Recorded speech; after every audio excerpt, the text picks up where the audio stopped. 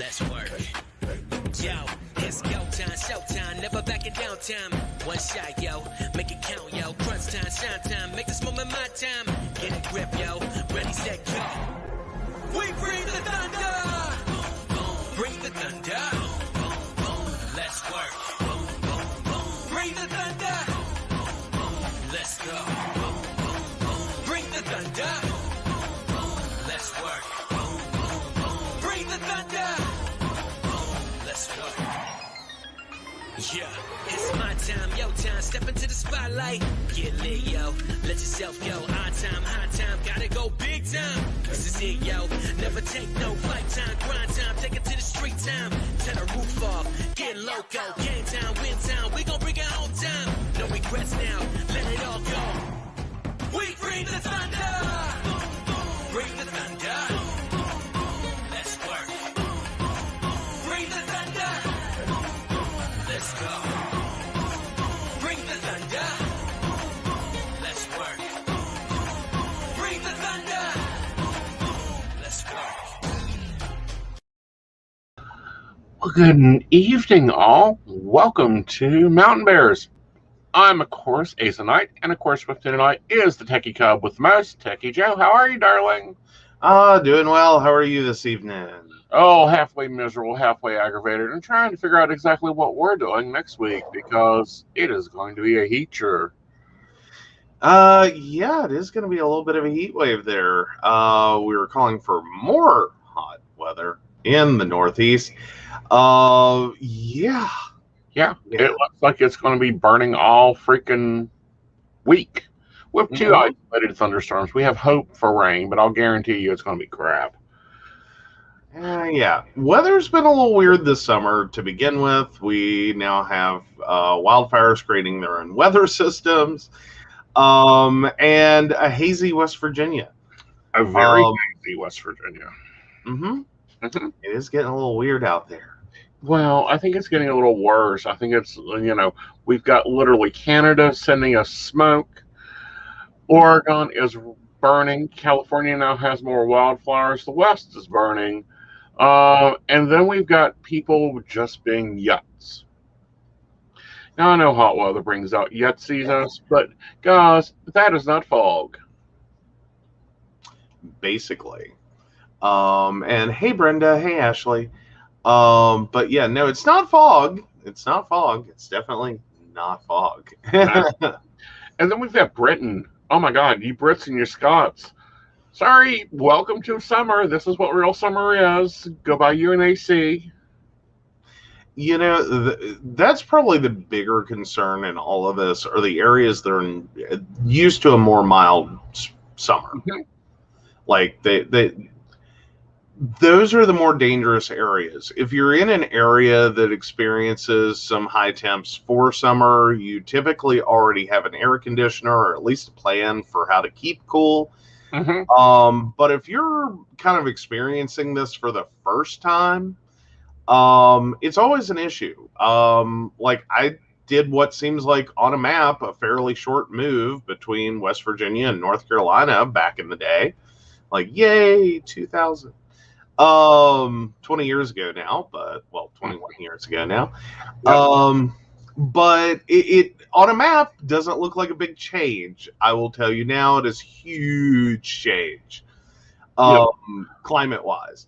Like the weather you experience in summer takes a lot to get used to. And the biggest rule I can tell you is if you're in this heat wave, 11 to 4, do nothing. Do nothing. Don't go out. Don't think you're going to run errands. Don't think you're going to get in and out of that hot car and not experience, or in and out of the heat into an air-conditioned car, like running around, going to lunch, running errands, doing stuff like you normally would without a problem. You will have a problem. It's called heat stroke and heat exhaustion. Right. Heat exhaustion is what happens first. That is that tired, I just want to hibernate feeling. Heat stroke is what comes after that. That is a form of dehydration. If you do experience that, do not immediately go to an air-conditioned area. Do not immediately drink ice cold water. Don't do those things. Move to the shady areas. Drink warm or luke temperature water. Right. You're trying to cool down. Don't cool down too quickly. Your body will go into shock. Be very, very careful. And I'm going to do my normal drink your water reminder. Mm-hmm. Yes. We love our lovely little tumblers. We can now take fresh iced water with us. Let's go ahead and do some hellos. Welcome to the table, Miss Brenda, Miss Ashley.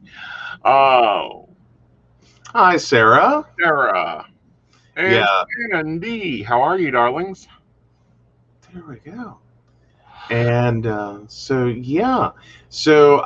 Sarah's comment is the world is either on fire or flooding. Yeah. That's kind of how it feels. Yeah.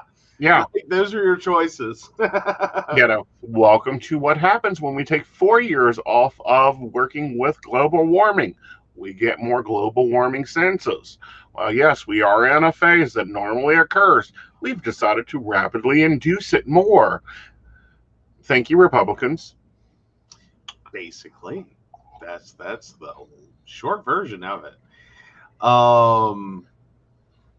Yeah, we're having more problems with the haze. We actually have a surface smoke forecast. Like that's actually now a thing. Surface smoke forecast. And yeah, we're essentially right in the worst of it for West Virginia next week. Or Currently. the next few days. Yeah. I mean, I thought we were in late 1800s England today when I took the dogs for a walk. You know, the smoke and the haze drifting around. This is bad, guys. And if you have asthma, if you have a breathing complication, might want to be watchful when you're out. Might want to wear a mask. Yeah, you may not be immediately smelling smoke. You may not be immediately feeling it, but it's going to be harder to move around, get around, and exchange that oxygen properly. Yep. And even for those without breathing problems. Exactly. And I'm also going to remind, with the temperatures going 10 to 15 degrees higher next week, bring your animals in, put ice in their bowls if they are not indoor doggies like Gizmo. He doesn't like being indoors during the day. No, he doesn't. So he will be getting iced water. Absolutely. That'll hopefully help keep him a little cool. Plus, he has shaded areas. Don't feel bad. Like, he has shaded areas to go to. He is not just out there in the bright sun. Right. He does have shaded areas that he often lays in. Yeah, and creates. Because, like, he's now pulled down a branch off of one of the trees and was like, "I will make me a lean-to. Thank you very much." Gotta love the resourceful puppies. Hopefully the neighbors aren't annoyed. I don't care. Well, that's true. Yeah. So, yeah. The cool damp bandana is definitely a good help. Again, be very careful with those if you're already starting to show signs of heat exhaustion or heat stroke. That will make things worse, too. You want to start with those and start your process of keeping cool before you get hot, not immediately once you realize you have overheated yourself. Because again, you don't want to cause shock. It's and I say this with a little secondhand experience on that one. One, I've done it to myself before. When I first moved to North Carolina, I probably damn near killed myself trying to find a job. I was running in and out of the car, dropping applications for employment, and then couldn't figure out why every evening I was just like dead. Right. Tuck me in. I'm dead. I don't want to do anything. I can't move. I can't eat. I can't do nothing. But now, secondhand experience was when my dad took a crew to North Carolina. He had the unfortunate situation of this was a West Virginia work crew. And so he goes down to North Carolina, takes them with him. And they start working and, of course, hiring some locals. And Dad immediately starts to complain that, you know, all these Southern guys just won't hardly move. They're slower than the rest of us. You know, they just seem lazy, all these things. And then he has one of his West Virginia crew pass out. And the North Carolina guys are the ones that are going, that's heat stroke. Yep. And what the West Virginia guys do with this poor worker is they immediately yank him into the air-conditioned office, the little job site office, fully air-conditioned. That's where Dad was sitting. Jerk him in there and start pumping him through full of ice water. Guy ended up at the hospital. Yeah. And nearly died. Like, it was just pure luck. He did not die from that because his body was starting to go into shock by the time they realized what everything they had done was wrong. You don't do this. One, in the heat, you have to pace yourself. You have to remember that the harder you work in this heat, the more likely you are to overheat. Yep. Move it slower, think it slower, do it slower. Right. Yeah.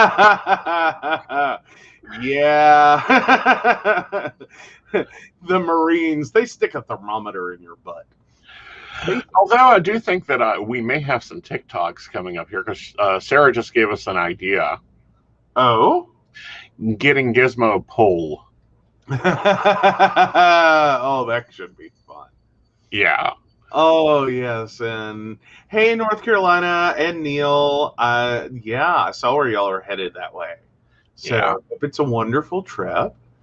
Oh, the gym show was the bomb, but visiting Rose Creek Mine and mining our own was by far better. Awesome. Yeah. Awesome. Very glad to hear, Neil. All right. So do you want to keep going? Do you want to go work our way out? Or do you want to go from national in? Oh, I don't know. You choose. Heck it. Well, you know, here I am scrolling through my TikTok and something pops up, and it's one of those things that piss me off. You know, just the cover pisses me off. Okay, so let me add that to stream. So, Blue Moon Cafe, a popular local eatery in Shepherdstown, West Virginia, decided to pull a little stunt, a little cute little stunt on Friday. They posted this on their Facebook page. Pause if you want to read. We'll read it for you in a minute. Turns out that after trashing the community for being on government assistance during the pandemic and not paying their employees through the pandemic, they went on ahead and collected $300,000 in government handouts. Kind of cute and quirky considering they weren't paying employees in anything more than tips during the pandemic while they were open and scheduling people. So then we move on to Saturday morning, a busy Saturday morning in downtown. And suddenly they're closed for emergency repairs. Turns out that the entire staff walked out, refused to work, and they were all fired. And they're now lying about it and still trashing the community. So anyway, we'll talk more about this in part 2. All right. Hey. So that was video from Nation Decay. And yeah, so what they posted was this image that said, sadly, due to government handouts, no one seems to want to work anymore. Therefore, we are short-staffed. Please be patient and kind with our staff that did choose to work. Remember to tip your server and or cooks. They chose to show up to serve you. Thank you and have a wonderful day. Ticked off a lot of employees. Well, especially so when it came to light that they had actually gotten the money for the pay tax protection program, but didn't pay their employees the whole damn pandemic. Still hasn't paid their employees. Like, they showed up for their last check and had police escort them off the property. Mm-hmm. So during the pandemic, they went to a takeout service. And effectively what they were doing was not paying any form of hourly wage to those employees, letting them rely on any tips they receive. For a lot of people paying for takeout, don't usually tip. So effectively these employees were volunteering to work through the pandemic. Right. Yeah. all of whom got quite angry with this lovely little notice they put up and decided to walk out. Right. At which point, the owners decided, instead of taking any responsible action or trying to negotiate with them or talk to them in any way, we'll just fire all of them. Right. Yeah. I'm hoping the labor board moves on this. If you are a server at, what is it, Blue Moon, New Moon, Blue Moon Cafe, Mm-hmm. you need to be contacting the labor board. Oh, yeah. In some good news in this, as the story has developed, apparently through community support, a lot of the employees that have worked there have found jobs in the area with other businesses. Those businesses were encouraged to hire them through community forums. There's been vigils for those workers, as well as a GoFundMe to help them during the transitional period between effectively losing their job, not getting that last paycheck, and while they're finding new employment and getting started there. Right. And some of these employees had been there for like 15 years. Right. Which, in terms of food service, that's a long time, because that is a high turnover field. Right. And here's the thing with it, though. These little places like this, there's the Blue Moon. My favorite here is the Omelet Shop. They tend to be long-term employees. They tend to stay there for a very long time. Why? Because they get connected with their customers. If the staff, if management treats them right, and some of these, they had lived through a sellout buyout. Mm-hmm. And that's looking like the biggest issue that's happened. Is it doesn't seem as much like the former owners were like this much of a dick. Nope. To have pulled this stunt. It's looking like new management came in and basically they bought a hot property in terms of the brand and the the restaurant itself, and basically went through to milk it for all it was worth. Right. And that includes their labor. Mm-hmm. Mm-hmm. So, guys, as you're dealing with this, as the employees are starting over, I'm glad to see that they've been hired, because this is what's going to happen. This is the new reality. If you don't like your dang boss, if your boss is a dick like this one and wins my stupid award for the week, maybe even the month, we may give him the stupid award for the month. Yeah, this is a particularly bad situation. Because remember, those loans were intended to actually prevent exactly this. Exactly. To either putting employers in a position in which they were financially insecure enough that they were either having to ask for employee volunteers or close. Right. That was the whole goal, was to ensure that they were not having to do mass layoffs, that they were able to meet their payroll demands, and survive the pandemic and remain functional. Right. And that their employees did not have to end up choosing to leave or choosing, to stay and suffer. Right. Along with the business. Instead, right. This is a company who took with one hand and then didn't give with the other, because that's what these loans were meant to do, is to move money into the business so that the business was flush with cash and had the ability to continue to meet the demand of their employee responsibilities. Right. They took it. We don't know what happened with that money. We don't know how the company used that money, or if they just set it over in a bank account and said, let's draw some interest, or what they did. We don't know what they did. But ultimately, it did not go to employees. While it's unconfirmed, it is being reported that the employer took a number of vacations during the pandemic. Yeah. Not a good choice there. Financially, logically, legally. Not good choices. Not good choices. None whatsoever. Not a good choice being made there. Right. But I see the kicker there. Yeah. And especially for employees, with this whole no one seems to want to work anymore. Mm-hmm. Not it's really not work Right. when you're not being paid. Right. It's a really hard volunteer opportunity. Mm-hmm. And no one wants to volunteer to do this level of effort, Right.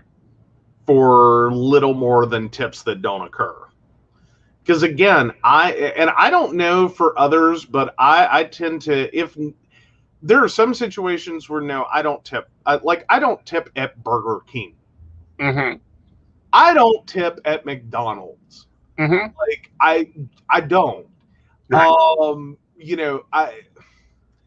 I'm doing pretty much the whole thing here. Like, you made my food, you put it in a bag, you handed it to me. Right. Like, I'm going to refill my own drinks. I'm going to do the, delivery and all of this. I'm not tipping. I think most people don't. I would also say I don't know that many people tip that heavily at businesses that put out like tip jars, etc. Mm-hmm. Like, those never seem all that full. Like, it seems like $20 divided by 5 people kind of situation. Mm-hmm. With a few cents here and $1 there, and maybe the lucky like $5. Right. It's a little extra. It helps. That's cool. But these are typically restaurants that don't have a tip on card option. Right. It's not that customary to their industry to put tip on, or to enable tip on card. Mm-hmm. So yeah, and considering the vast majority of us, at least, of people I know, do you take plastic? Like, we have plastic. Right. What Well, we got. there's some things that I'm looking through the Appalachia postings and looking at. One, the multiple verifications. According to the PPE loan, they had 35 people employed by them. That's the reason they got so much money. Okay. This restaurant is open for lunch and dinner. Mm-hmm. Okay. It is a quarter of the space that my old restaurant was. At our heyday, our busiest day, and I would hire people just for that day, we had probably 35 people for a 24-hour restaurant. There is no way he had 35 employees. Regularly. Well, now possibly there is. And that would be part of the minimum wage, minimum hours concept that we see so often. Mm-hmm. In terms of spreading out the hours by higher number of workers, so that he could very well have had 35 employees, mm-hmm. But all working 20 hours or less a week. Right. Well, they'd have to work like 8 hours a week. Yeah, literally, to fit them into this building. Thank you, lovely, Google Earth for showing me its space. Mm-hmm. There's no way there's 35 employees. No, like, it's never going to be 35 working all at once. I don't think I don't think they can really handle that many employees at any given time. Mm-hmm. Now, that doesn't clarify whether they had a catering staff. Because this was a popular place, and a lot of popular businesses do end up with catering options for corporate events. Yeah. Well, looking at the holiday picture, like, these employees are providing the receipts. Fun. A holiday party from a couple years ago. There is maybe 20 people there. And that's if we count the pictures on the back. Oh, fun. Yeah. So I was just trying to avoid the concept of, like, we're saying there's no way he has, and then there actually was a way. Like, they would have a separate location where they did all their catering out of, like a catering kitchen and any kind of delivery service they may have offered to businesses or for corporate functions.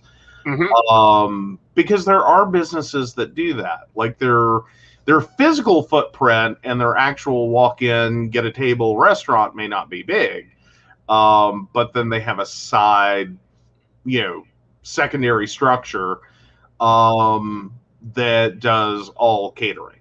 Right.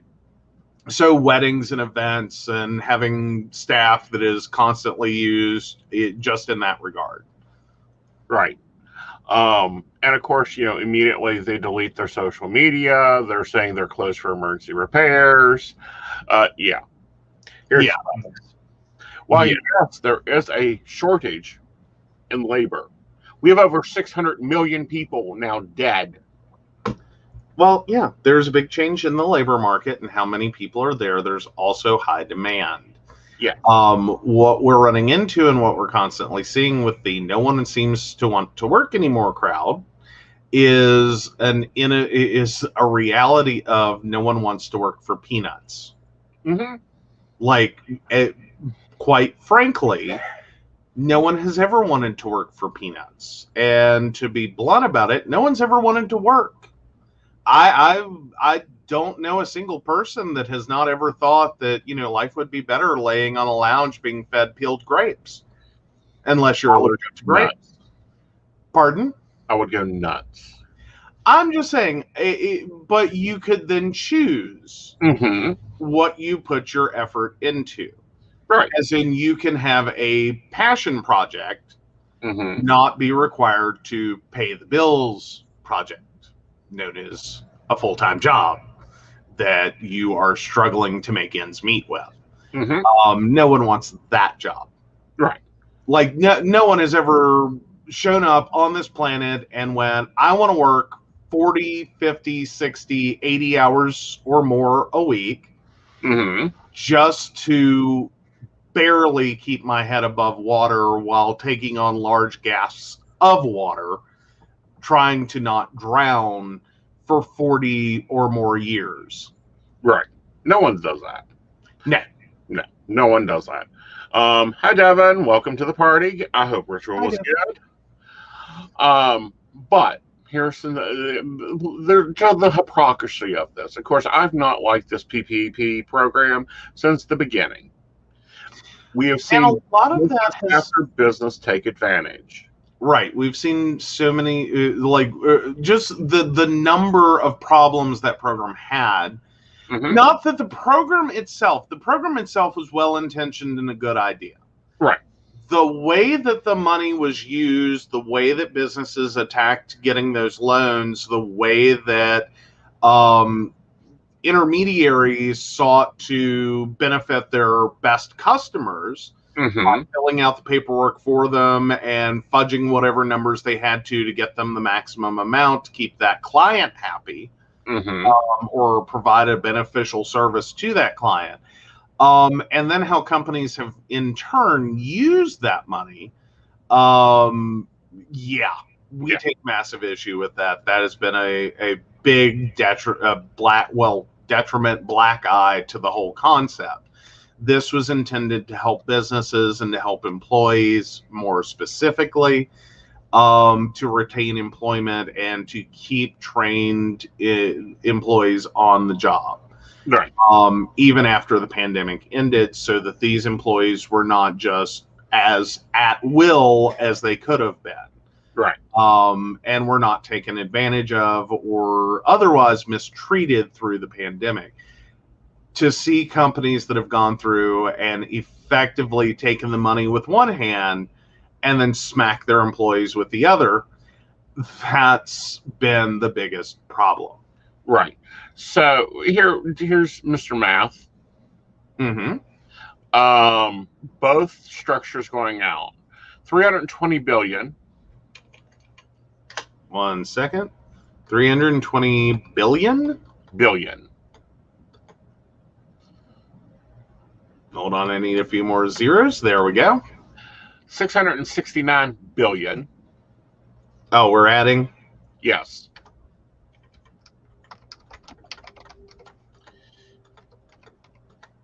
Okay. Give me a minute. I got to grab the other one.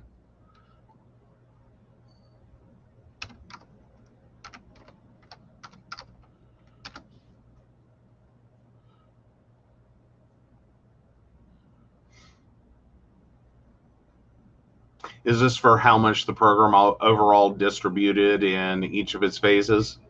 No, I'm wondering if they had done it differently. Okay.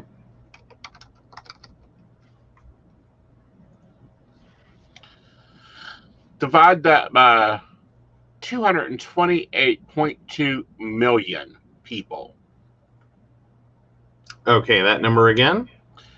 328.2 million.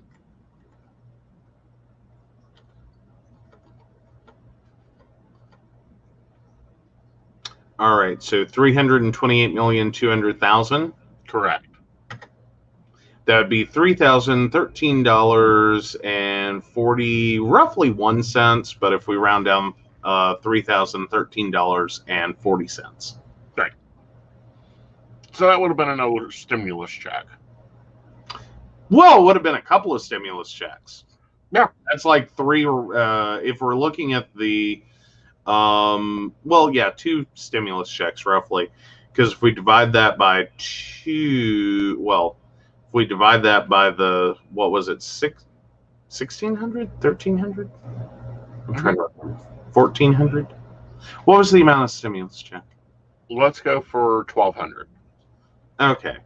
I'm sorry. I'm just having a moment. Can't remember. There would be 2.5 more stimulus checks. Yeah. At the 1,200 number. Right. Sorry, it just wouldn't pop into my head how much those checks were. Right. So yeah, 2.5 more stimulus checks. Yeah. That's what we spent on PPE on the benefited businesses. I won't say small businesses because there was many small businesses that were left out of this. Yes, it actually more so went to large businesses, right. With a large number of large companies that should have had their own effective war chest, or rainy day fund, however you want to put it. Basically, companies with undoubtedly large amounts of cash reserves. That would have been perfectly comfortable through this while maintaining their payments to employees, and any responsibilities to their employees.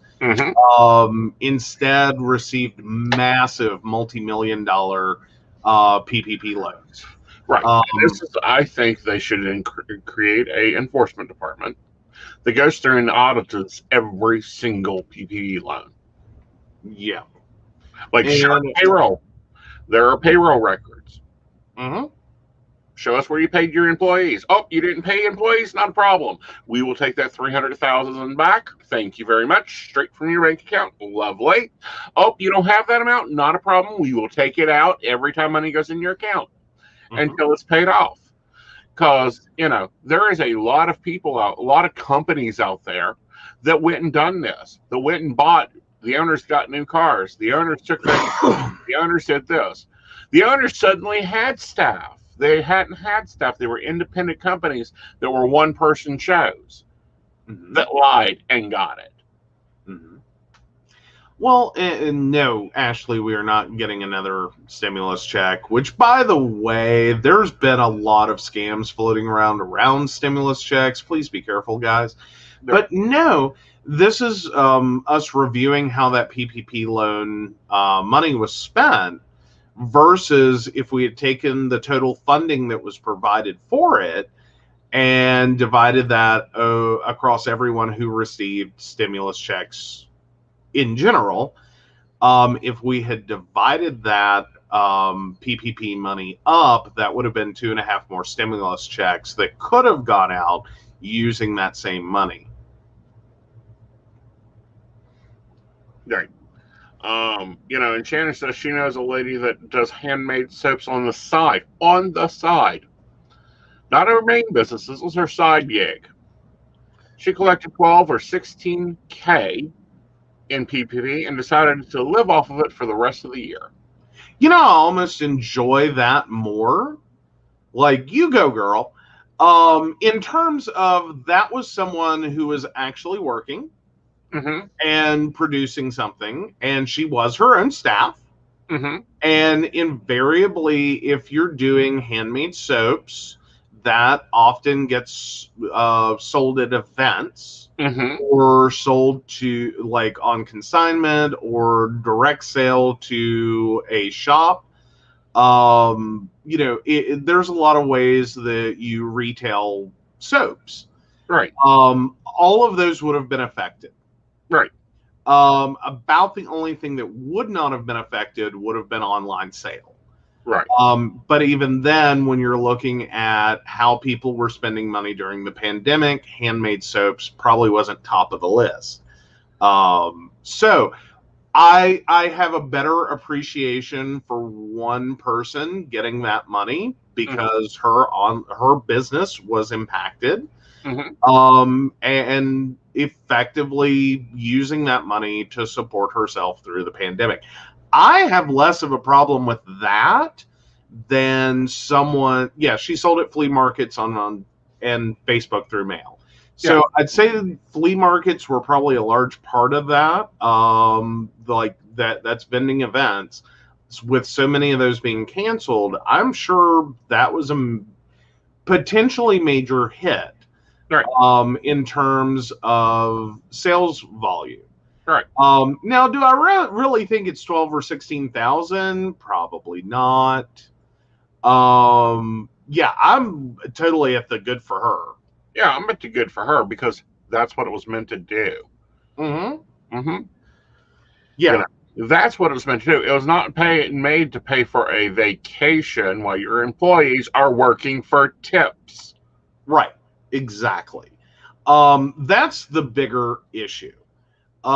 Is the, you know, if you bought a jet, if you bought a yacht, if you were buying things that in no way supported your business at all, right, or did not allow your employees to continue to operate in perhaps a reduced or different capacity, you know, if it did not support the business itself, as in, I don't have a problem with anyone who got payment protection money or payroll protection money, who ended up having to use that money to set up an online, you know, website to do stuff, right, to make sales and continue to allow the business to operate, right, in a different capacity. Exactly. Who argues that one? Like, that was stuff you needed to do for your business to keep it viable through the pandemic. I got it. I'm good. Got that. If you needed to retrain or order equipment to allow telephone sale or order taking, I get that. Right. But to use it to go buy something that, you know, hi, I'm Joe's Crab Shack, and I just, you know, bought an airplane, or I took a vacation to the mountains. How did this extend your business? How did this help your employees? How did this money do anything to help anyone? Right. All right. I'm going to take a look at this forced stimulus check. I'm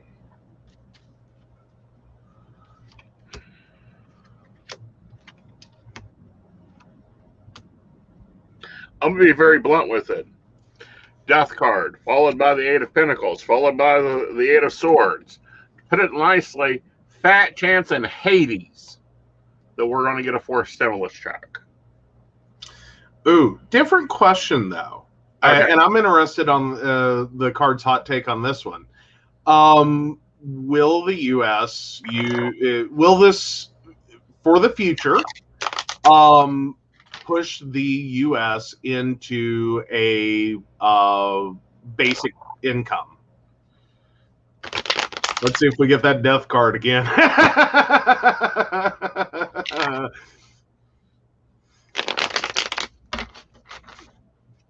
And then you do have some other questions, though, popped. I do. Yeah. All right. So we have the Ace of Pentacles. So there's going to be some changes in new money. We have the Fear card, i.e. the Moon, followed by the Tower, followed by the Hierophant. Ooh. Yeah. Did I just get a yes? You got a yes, but it's going to be one of those. It'll be a yes, but it'll be a multitude level change. Okay, so it's going to be a long time coming, but it's structurally all in place to do that. Right. Sorry, I'm just thinking through the cards you just said, and I went, I think I got a yes. Yeah, yes. Not you can make your yes, but here's how it's going to probably play out.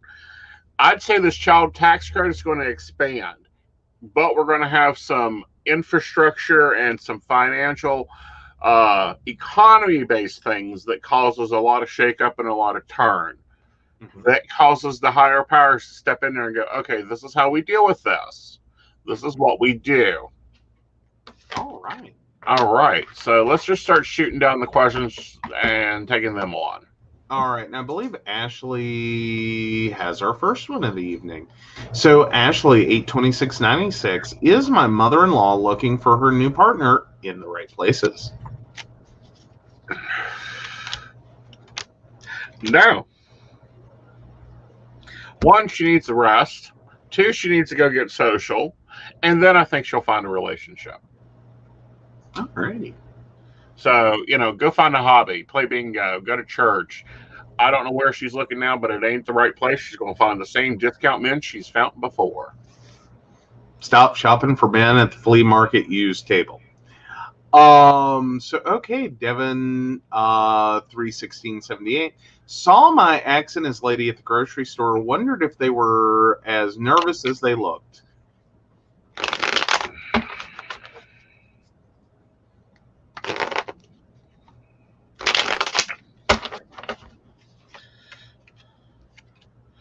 Yes, they were. Matter of fact, they were a little scared shitless, afraid you were going to say something or make a scene. Okie dokie. Hey, that's a good place to keep your exes at. I'm there. I am there. Alrighty. And not a card question, but is it true that loads under 20,000 they're not worried about recouping? I doubt it. I think they should go after it completely. Ooh, Ashley has a follow-up question. 92971, is Brian a good match? This is actually Ashley's mother-in-law. In the summer or warm climate, he is. If he gets cold and stops getting sun, he is not, because he goes into depression mode, and that causes problems. All right, so keep Brian warm, and life is good. Keep driving towards the beach. Keep driving towards the beach. Yep. All right. Oh, and Devin says, I think they were shocked when I walked away as if I didn't know them. And that's the best way to be with exes. Act like you don't know them. Don't know them. Forget their names. Forget their situations. Forget their drama. Don't carry it around, because if you carry around people's drama and problems, then you're giving them free rein in your head. You got to stop that. I don't do it. I refuse to do it. All right. Hello, Texas. Hello from West Virginia, actually. Chrissy. Hi, Chrissy. Welcome from Texas. All right. So let's take on. Apparently, Joe Manchin is practicing ghosting. Aww. Ghosting Joe Manchin. What? As he normally does. He has gone disappearing from the labor unions, which he used to get elected. Well, as you do in West Virginia. Yes. We can't reach him. Joe Manchin is ghosting the West Virginia union workers whose jobs his daughter helped outsource. Mm-hmm. So Mylan Pharmaceuticals, whom you may remember as the price gouging EpiPen maker, where his daughter works, who took a lot of flack for that lovely $500 jump in EpiPens, that made them the $500, oh my God, nightmare for people who have severe allergic reactions all throughout the United States. Yeah, so she works for Mylan Pharmaceuticals. And so that is a business in Morgantown, West Virginia, sitting on 22 lovely acres, built in 1965. And they are a generic drug company, meaning that they don't really create anything new and exciting. They are the ones that continue making drugs after that, sweet, sweet patent money runs out. So things like EpiPens, which have been around for a while now. Right. All your meds that are, or potentially all the meds that are in that, like, well, the patent run out, there's no hot money to be made. Oh, but there is when you're the only company still making it. One of their biggest medications is levothyroxine, which is a thyroid medication. If you have a thyroid disorder, usually hypothyroidism, and a very critical medication. They make a substantial portion of the world's supply of that. So, yeah, they have laid off 1,431 highly trained workers, analytical chemists, industrial engineers, and some senior janitors among them, who are all represented by the Steelworkers Union. And they are going to be laid off at the end of this month. Hi, Gwen. Good evening to you as well. Yep. So local 8957 managed to get roughly 2 minutes of his time over the call he took at the U.S. Senate, from the U.S. Senate floor, and there was no fighting at all. Sorry to hear about your luck, he told them. According to the union officers confirmed by 5 others who participated in the March 10th call, it sounded like they reached a corporate decision. There was little he can do. However, his daughter got $30.8 million in a golden parachute. Gotta love the golden parachute. Gotta love it. So basically, she used to work there, is what that means. Not meaning that she may entirely have left Mylan. We do see that sometimes with businesses that reorganize in other places. She may be temporarily fired. More than likely, she's going to go on to gain another lovely job with high pay. Meanwhile, she gets $30.8 million to go do that. Or to do whatever she wants to with. Buy another house, take a vacation, retire for life, become whatever she wants to be. Meanwhile, these workers left with flipping nothing, considering these are good paying jobs. The kind that West Virginia keeps claiming we are getting, and usually involves another restaurant, which we just saw in an earlier story how well that goes. Or hotel services or other tourism related businesses. Not that we think Mylan is the best company ever, we don't, but at least they were a good employer financially for many of the employees they had. Right. But now we've got 37,000 full-time employees looking for new work, trained in a profession they're going to have to leave West Virginia for, if they choose to. I'm sorry. 30,000 or 1,400? Sorry.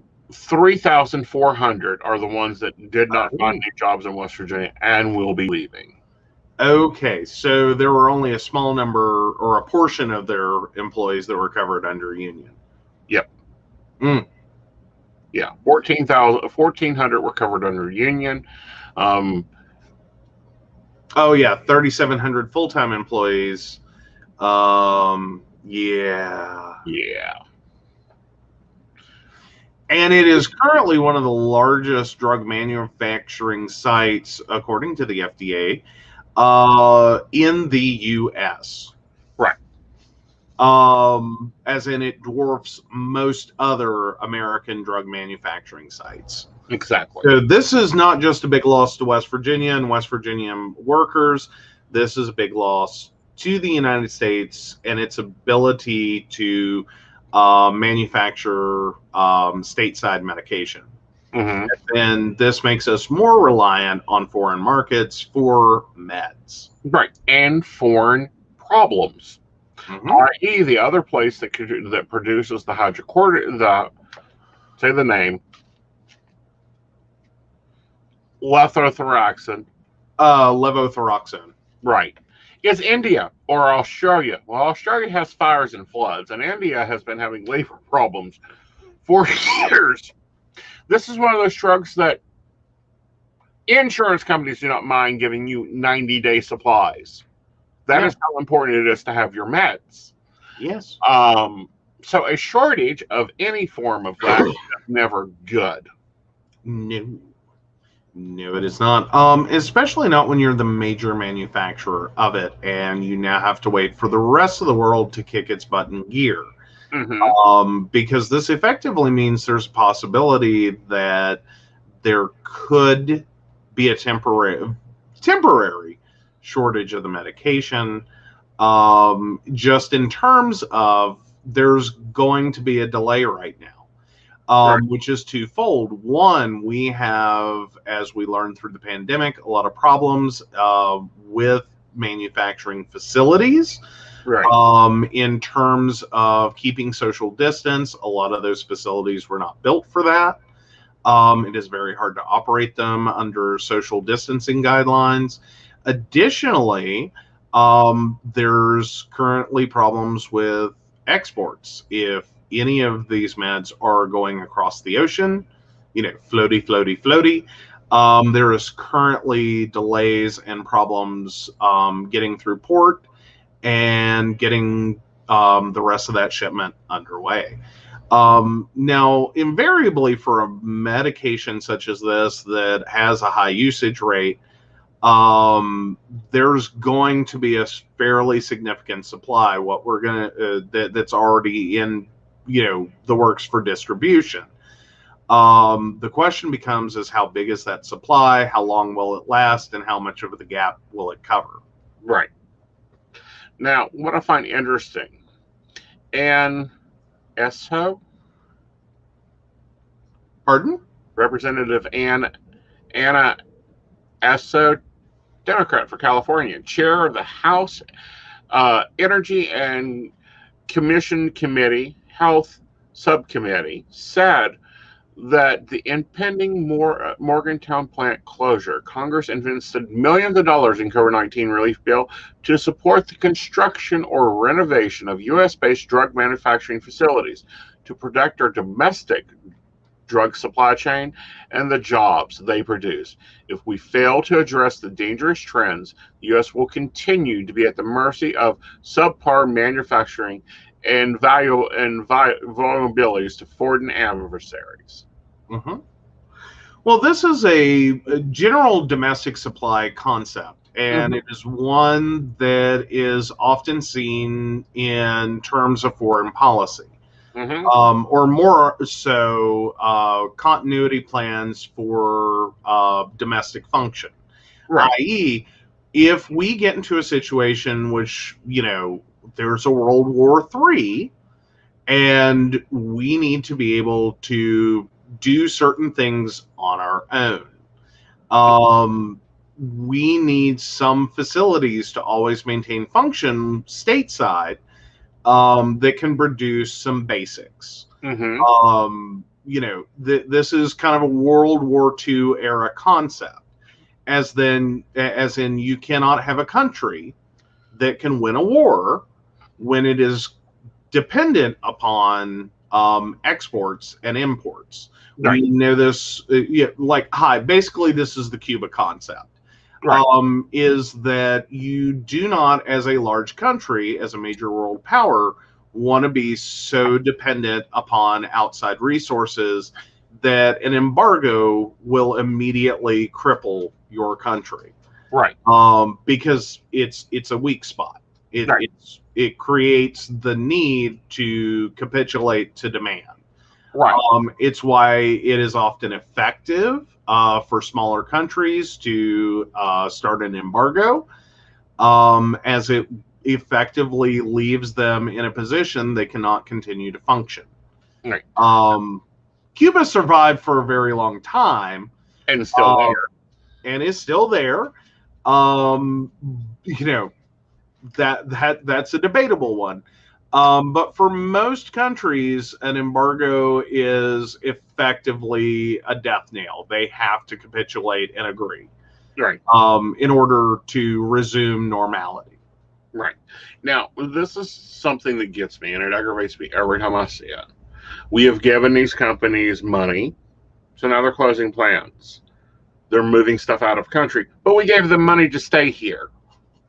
Yeah, and effectively it looks like they use that money to do exactly the opposite. Exactly. I mean, at least, you know, if you're looking at it from a bird's eye view perspective, it kind of ends up feeling like we just gave you the money to relocate your business to a foreign country, even though what we gave you the money for was to keep your company here and to make sure that it could continue to function through a pandemic, because we wanted to keep your business functional, because we need you. We recognize we need you. We recognize the ability you have at those facilities to continue functioning, and how we can, you know, rededicate and redeploy your services to maintain the good of our country. To then in turn get the slap in the face of thanks for the freebies. Bye, y'all. Right. You're out of here. This is what gets me, and it aggravates me to no end. We have a representative of California dealing with something in West Virginia. Why? Because our 3 representatives are too busy whining and complaining or playing, you know, rhino in a donkey field. Yeah. Well, or more importantly, are using this as a, either using this as a political maneuver or to their base, in which, you know, yay, capitalism is amazing. Not that I think capitalism sucks. I just think there is a small line between being in business, running a business, turning a handsome profit, and being a responsible, you know, employer. And, well, Jeff Bezos, which is the level this is going to. I'm not mad at Jeff Bezos. Now, a little mad at Jeff Bezos. Not mad. I'm kind of happy about the FAA changing on literally the day he flew his dick into space. The requirements to get your astronaut wings, so that he was excluded, because effectively his automatic, you know, vibrator space ride required him to perform no function other than be a passenger. And the FAA has has changed the definitions of astronaut to include that you must, to be called an astronaut, perform some useful function. I'm not mad at him for going to space. I'm not mad at him for moving into a tiny house. I'm not mad for him when he sat back down on Earth, looked at 2 different people and says, you get $100 million, you get $100 million. Have a good day. Right. Again, it's not that I care, per se, other than effectively the way he got to space was through abusing employees. Like, I'm sorry, he did. He has. These are not...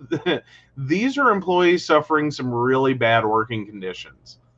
Again, I'm not mad at him. He continues to run a company. He continues to deal with employees. He continues to make innovations. He's continuing to launch, without government funding, a satellite system to take care of the broadband service that apparently suddenly can't. I thought that was Elon Musk. Starlink. Right. Yeah, no, that's Musk, not Bezos. Okay, whoever's doing Space Nine, I like them. Whoever's doing Amazon, I like them. Okay.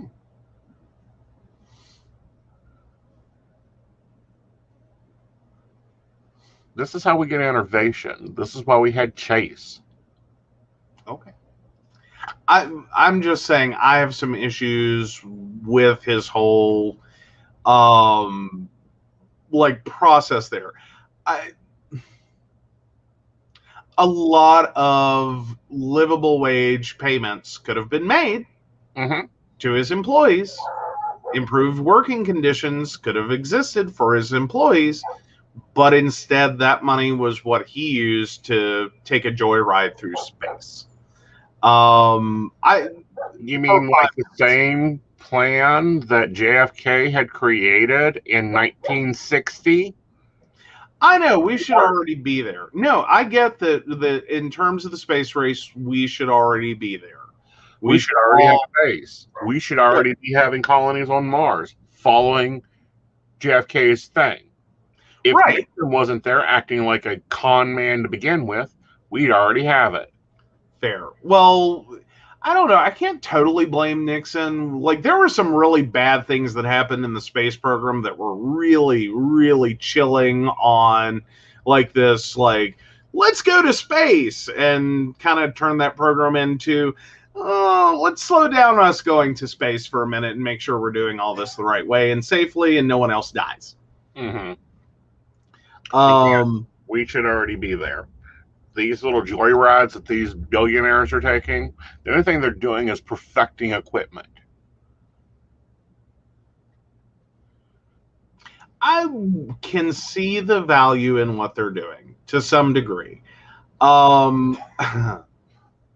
the same time, I also look at how they're effectively doing it. And a lot of that is coming off of, exploiting some of their workers.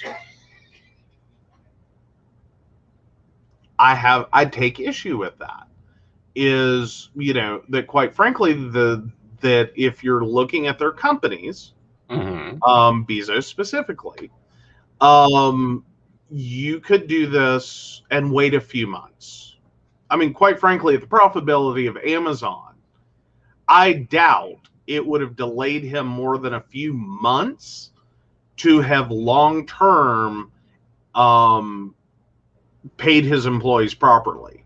Because quite frankly, the amount of money that he's making is ridiculous. And the tiny portion that would come out percentage-wise of what he makes could easily have been better working conditions for his employees. That's my argument. Yeah. Like, that's where I'm at. Like, I don't care. You're a billionaire. You want to go to space. Yay, have fun. Go do that. My issue is, meanwhile, you still have an employee issue. Yeah, $17 an hour employee issue. But there are other conditions there. Because there's also a lot of those employees, like, that is a properly hired Amazon employee. That does not count all the temporary employees through employment agencies that they also work at those jobs at a much that their actual take home, because they're with the temp agency, their actual take home is minimum wage or barely above it. Well, their Amazon jobs are actually, according to the Insider, setting a new minimum wage. In 2018, he rose it to 14.8. So $14.8. And then he recently, in April, rose it to $17 an hour, and began hiring 75,000 new hirees in the warehouses and logistics that year.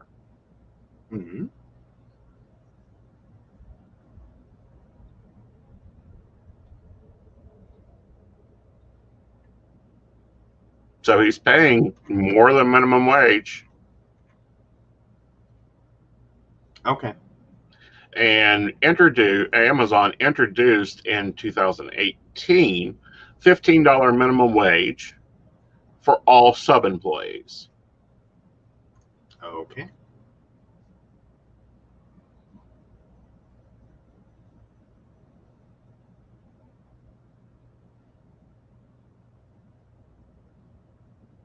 I mean, when we start looking at facts, start looking at jobs, start looking at sub-employers, we start looking at what the wage is. What are they being paid?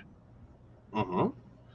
It's like Christmas in, high shipping areas. They start hiring travelers. They have a complete parking lot for RV people to come in and work because they need more employees. They specifically cater to that.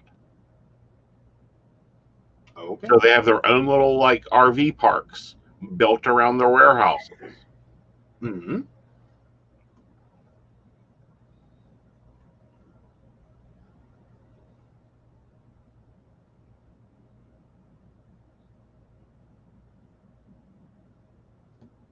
So where are you getting they're not paying a livable wage?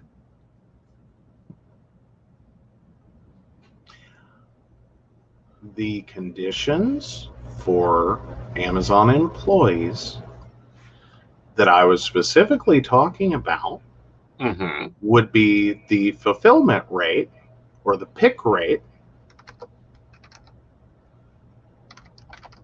Okay.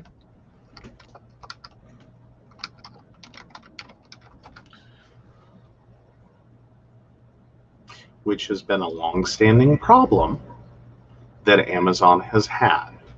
That functionally, these are employees that do not get breaks because the requirements for their breaks, coupled with their pick quotas, coupled with the size of Amazon facilities,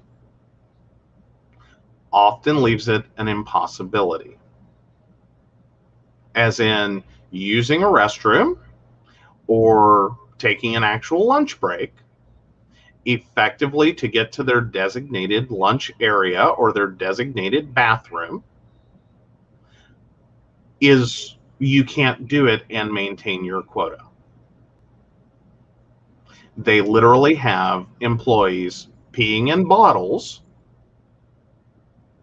because they can't get to a bathroom. Otherwise, they get fired automatically because they continually would fail to meet their quota. The pace at which that quota is set is so high that any kind of break would destroy it.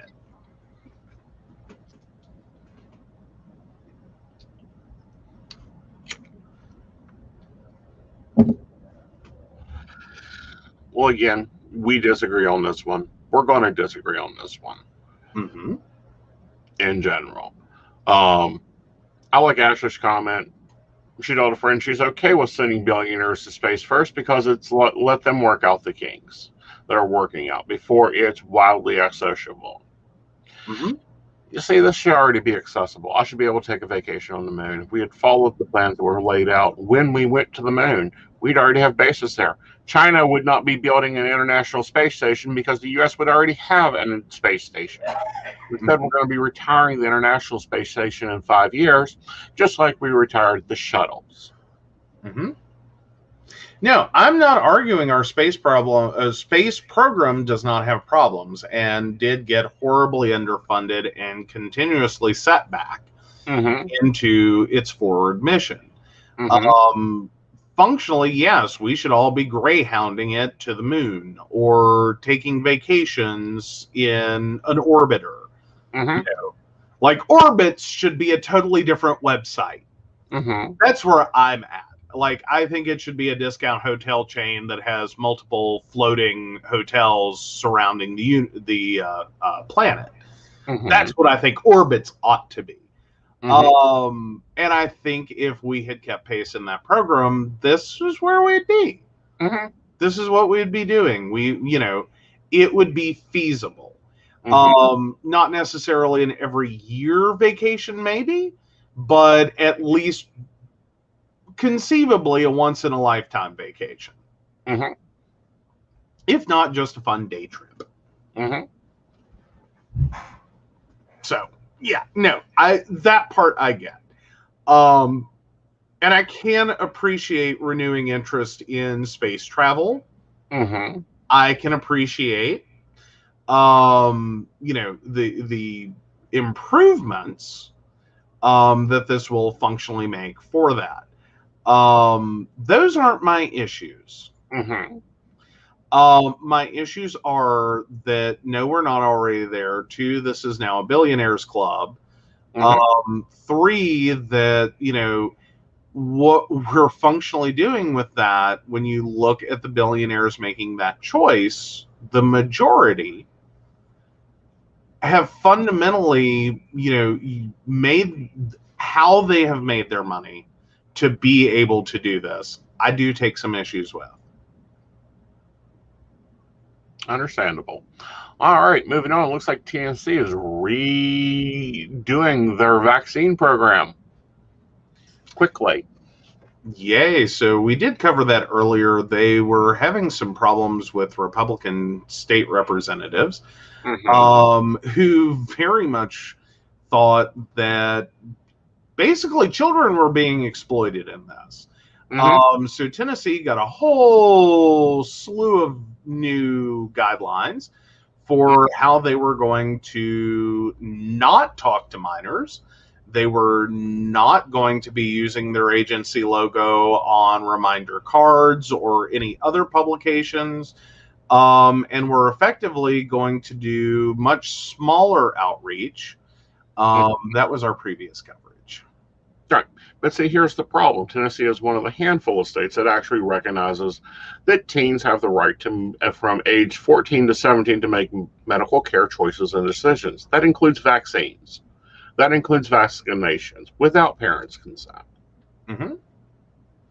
And that's a very important thing, especially with a heavy anti-vaxxer movement. And I am more than sure that Tennessee has its fair share, or more than, of anti-vaxxers. So giving kids the empowerment to choose differently in that regard, because vaccinations are very important. And for some things, those teenage years, those are prime optimal times to get those vaccinations before you get exposure, HPV being one of the big ones. Right. Considering that, typically for those who are sexually active, there is a high transmission rate of HPV. Not everyone who gets HPV has an increased cancer risk, but or goes on to get cancer, more importantly. But if you are susceptible, and or you are sexually active with someone who is, you increase their cancer risk with that transmission.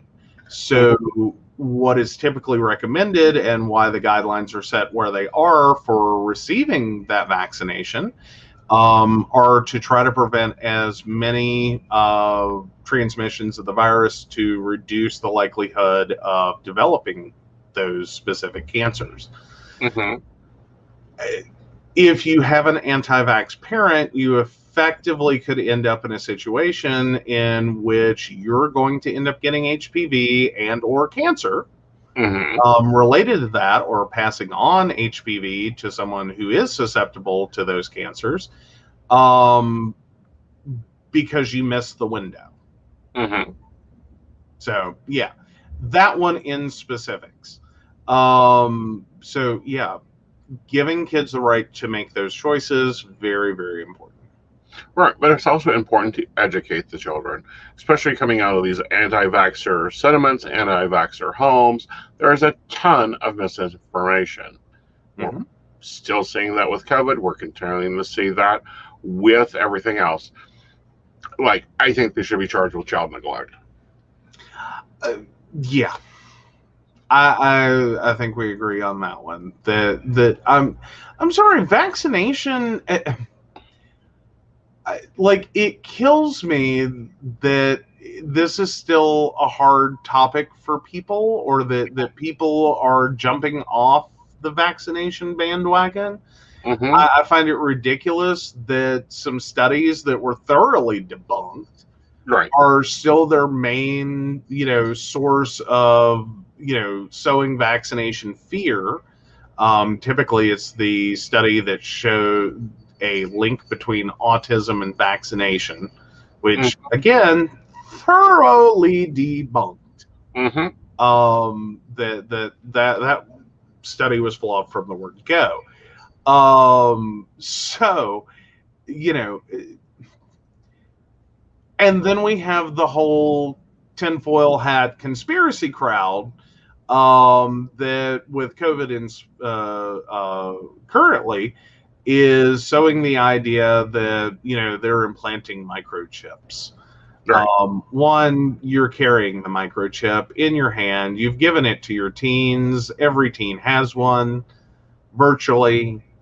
Right. Like, you really got to be suffering in the world, especially today. Like, I remember a point in which it's like, oh my God, you gave a teenager an iPhone, being a thought that I had. Right. Like, who does that? Right. Now we're to a point of, I stopped short of calling it child abuse for your teen to not have a cell phone. I do go with, I don't know how well this teen is going to do Mm-hmm. in a world that's this connected, that is this reliant on technology, Mm-hmm. to be denied access to what has become a ubiquitous and damn near basic necessity to navigate the world today. Right.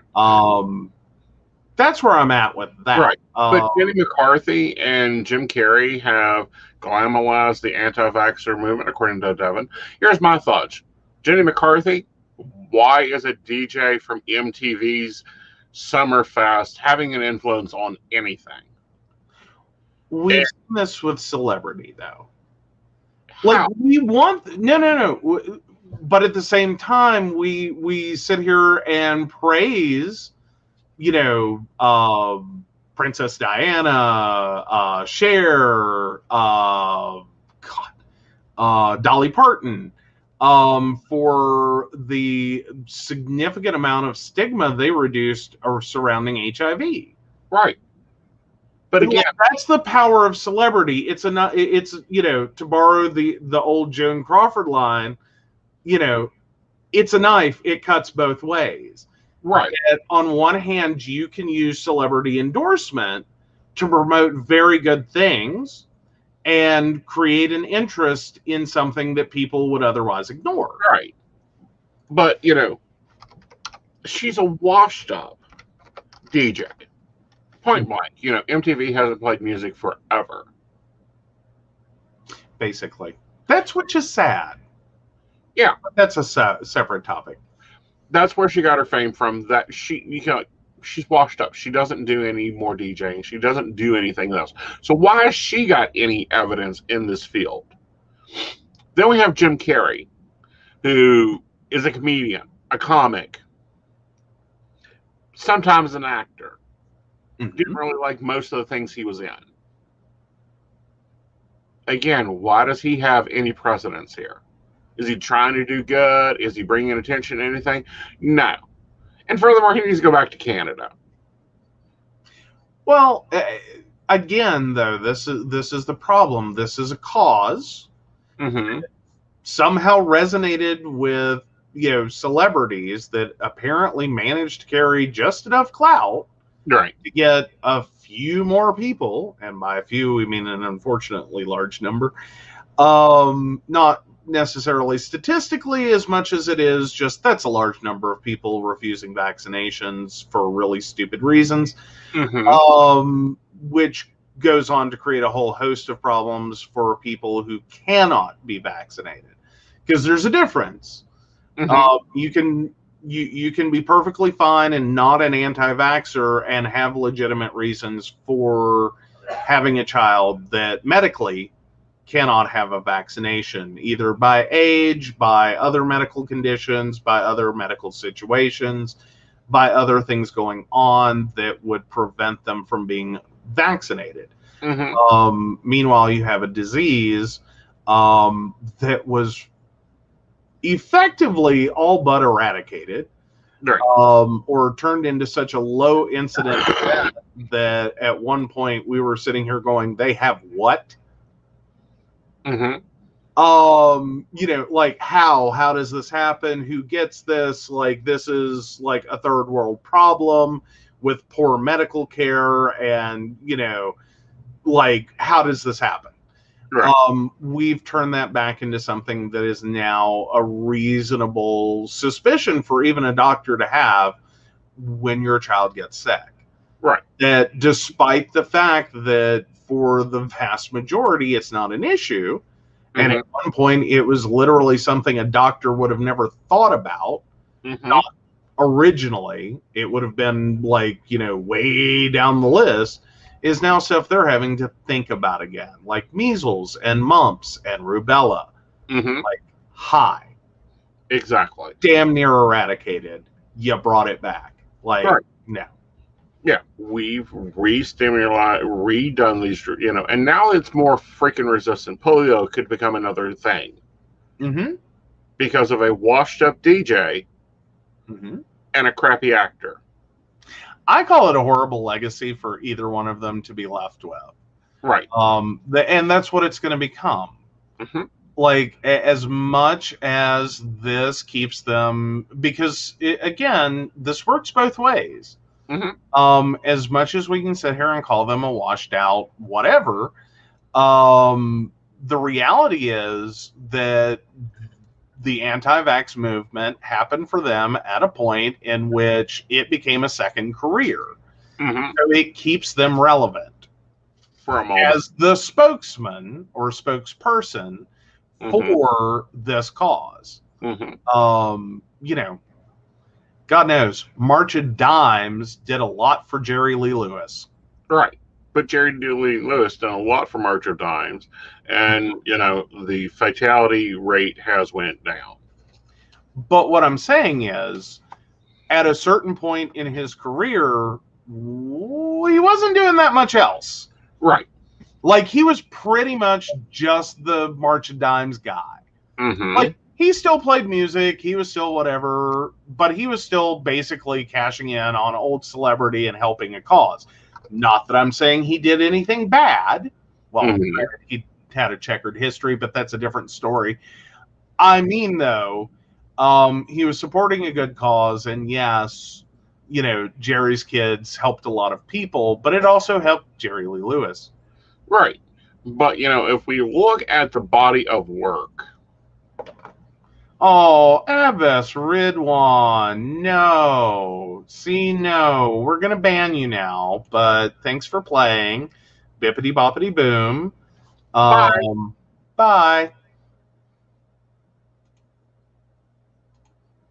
And blocked user. Alrighty. And so I'm going to delete comments now.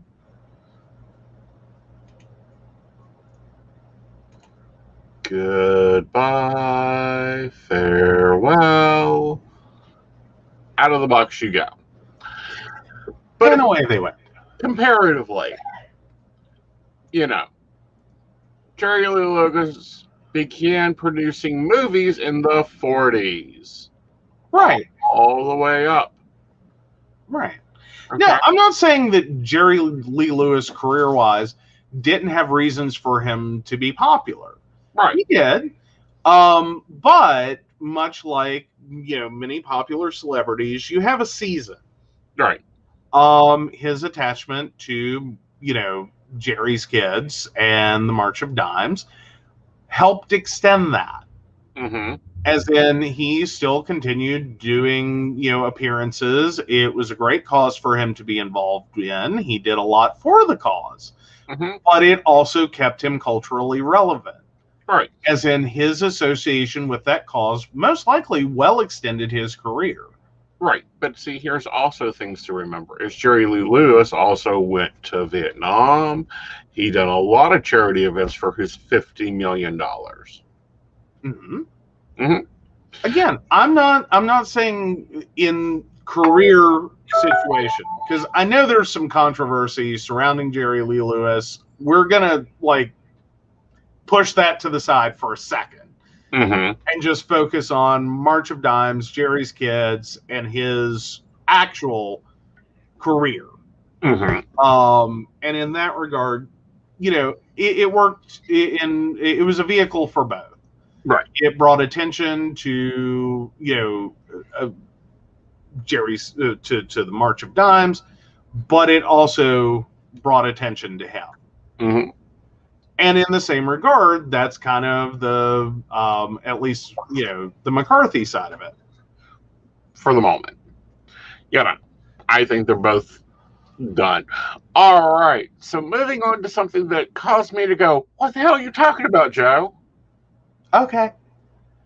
Firearm auction raises records. Yeah.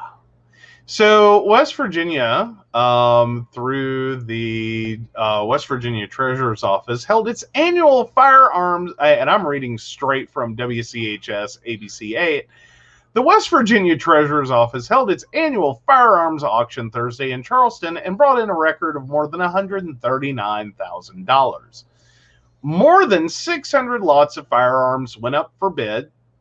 Repeating that, more than 600 lots of firearms went up for bid, and that money goes back to local and state law enforcement agencies. So, part of West Virginia's unclaimed property laws allows law enforcement agencies to turn over any unused or old firearms to the state treasurer's offices so they can be auctioned off. Effectively, the firearms up for bid included ones that are too old or no longer used by departments, or that had been seized and had been sitting in evidence rooms for a long period of time. If an agency's firearms are sold, it gets that money, which can be used to help its departments. Okay, then we pop in with Ravenwood Police Chief Lance Morrison, who explained how this money helps fund his department. We have about 10 officers. This is a direct quote. We have about 10 officers. The funds from this auction helps us buy things such as radios and bulletproof vests. Morrison said, we have a small budget, so being able to purchase this equipment keeps our officers safe. It's vital to our safety and work. Pause. Follow the bouncy ball with me. Take as much time as you need. You have guns. So more than, some of which are used by law enforcement. Some of which have been seized, arguably from someone, since it's in an evidence room, charged in a criminal act. You're now selling those, granted to licensed dealers. You did have to have a federal firearms license to attend this auction. It wasn't open to the public, but mostly these were going to be dealers. Some are going to be collectors. Probably more than likely, mostly dealers. Dealers turn around and sell firearms, through their stores and gun auctions, gun shows throughout the state. You're using the money to buy bulletproof vests and radios and some other equipment. But isn't it kind of statistically likely that some of those guns, that you took from bad people with guns, because these were good guys with guns, so goes your argument,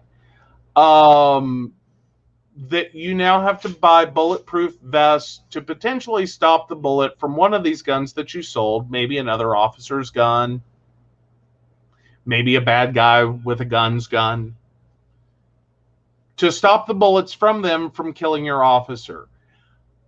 Anyone else just think, wouldn't it have been easier to just destroy the guns? Or sell the scrap? Buy the gun. If you don't need it, Why are you buying it? Why aren't you buying bulletproof vests? Why aren't you buying new radios? Why aren't you buying cruisers instead of buying new guns? Well, now arguably guns do have a lifespan, and there's a point in which I'm sure that guns in police departments are effectively treated like corporate leasing for vehicles, that you have a fleet of them. Mm-hmm. You want them to all pretty much be the same, Mm-hmm. so that you can mass order ammunition for said guns. Mm-hmm. And meanwhile, while we hope that these guns aren't worn out because of all the dead people attached to them, Mm-hmm. that most of it's going to be firearms training, recertification, firearms practice, sportsmanly gun activities, versus, a body count. Right. They do wear out. They do wear out. Right. Like I at no point do I want a police officer with a worn out gun having to try to defend themselves and the gun fails because it's just too old. That part I get. That part I get. I'm going, but wouldn't it have made more sense, Mm-hmm. instead of selling these guns on, Right. to have destroyed them and sold them for scrap, Mm-hmm. than to put them back out into a market to be bought by whomever and potentially face the situation in which you could literally have an officer whose old gun is used to shoot them. Mm-hmm. And we're now relying on the vest and hoping that keeps them from being killed by what was potentially their own former weapon. Mm-hmm. Like, it just, ugh. It's one of those stories that's just like, ugh, to me. Well, it's very and I'm looking and seeing what their budget actually is, because, of course, they are a municipality. Municipalities, oh, how much of a small budget? $792,750. Okay, arguably for 10, that's Ravenswood. That's Ravenswood's public budget for the police department. This doesn't include DARE grants, COP grants, bonds, or anything else. Mm-hmm. With that, that's probably payroll and healthcare. I'm just saying, if you divide that across 10 officers, that's 72,000 an officer, 72,009 an officer. Mm-hmm. Assuming they're in the state average of about 26,000 a year, then you tack on payroll taxes, and then you tack on, employee benefits. Mm-hmm. That's basics. Like, throw in some office supplies and some vehicle maintenance. I could see that being a small budget. Really, because if we look at their, and I love, and this is the reason I dug this up, is because I love looking at it. Their fire department gets $62,000 a year. Their dog warden gets $2,400 a year. That's less than $200 a year to take care of animals. Mm-hmm. But they're paying $770,000 for 10 officers for their city police.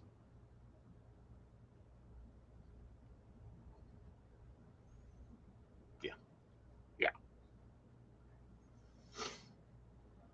But can't afford to buy radios and equipment, so they have to auction off their old guns that are debatable on where they're at. Yeah. And more importantly, where they'll end up. Right. Meanwhile, I think we need to take a moment and answer some questions, because we're getting a little bit of a line here. Okay, let's take care of questions. Alrighty, so Devin 32678, is my boss in hot water? I think he is. let's take a look here. And Heart Song, type your question with your birth date. It has to be a specific question. I don't give full general readings because it's about 45 minutes, and that would be one reading for my whole show. Well, 2 readings for the whole show. Yeah. All right. Oh, he's in boiling hot water. The Hangman. Followed by the Four of Pentacles, trying to gather up money and support. Followed by that lovely Death card. You may have a new boss. Well, there you go. All righty. So, Ashley, Ashley's mother-in-law has another question. 92971. Is Michael a possible good match? A lot of opportunities there. Looks like a good match. Decently opinionated. May be slow. So if you're wanting a fast one, this one ain't it. But other than that, I think they'll be fine. All righty. And then Christina. Hey, guys. 92285. Will Ivan and I be reunited physically in each other's presence next month? I feel you do. I think it's very quick. I think there's a financial problem that'll be dealt with, and then things can move forward with the two of you. Okay, and I've tried to keep up with questions, so if we've missed anyone, please pop that back in. But I'm looking back through, and I don't see any others. Okay. Unless Heart's Love just popped in. No, I'm not. Okay, cool. So let's move over to Patreons. Let's remind our Patreons, baristas, you have your private live that will be on Monday at 8 o'clock. Absolutely. Yep. So, yeah, let me flip that up there, and we will get to our baristas very quickly. And we do want to thank our Patreon supporters for their support. Beverly Walker, Mika G, Mary Winfield, Brenda Bryant, Ashley Guess, Shannon C, Shannon D, and the lovely Lady Gwendolyn. If you'd like to learn more about us or the show or how to become a Patreon sponsor like these wonderful baristas that we just heard about, please visit us at PCSPnetwork.com. Yes, and Ashley, 8 o'clock Monday will be the private live stream. Well, it'll be a private Zoom meeting. All right, so Hearts Love Joe. All right. 418-2000. Does Jackson want to contact me soon? And his thoughts? Let's see what's going on with Jackson.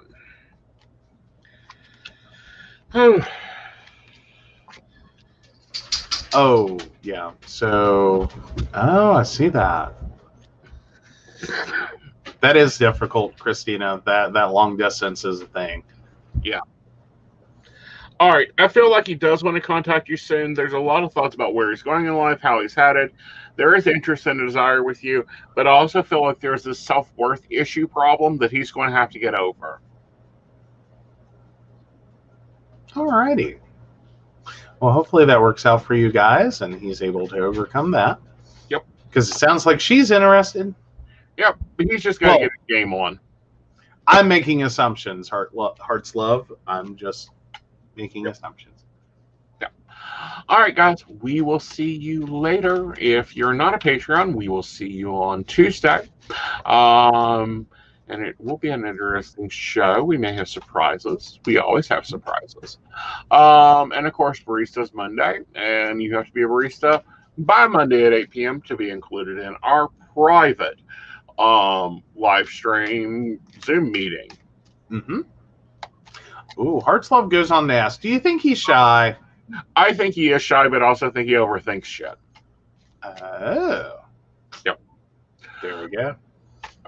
All right, guys. Have a great evening, and we'll be back Tuesday at 9:30. Bye, y'all. Bye.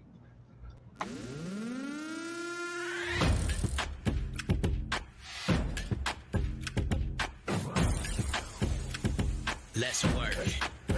Yo, it's go time, showtime, never backing down time. One shot, yo, make it count, yo. Crunch time, shine time, make this moment my time. Get a grip, yo. Ready, set, go. We bring the thunder. Bring the thunder. Let's work. Bring the thunder. Let's go. Bring the thunder. Let's work. Bring the thunder. Let's go. Yeah, it's my time, your time. Step into the spotlight. Get lit, yo. Let yourself go. Our time, high time. Gotta go big time. This is it, yo. Never take no flight time. Grind time. Take it to the street time. Turn the roof off. Get loco. Game time, win time. We gon' bring it home time. No regrets now.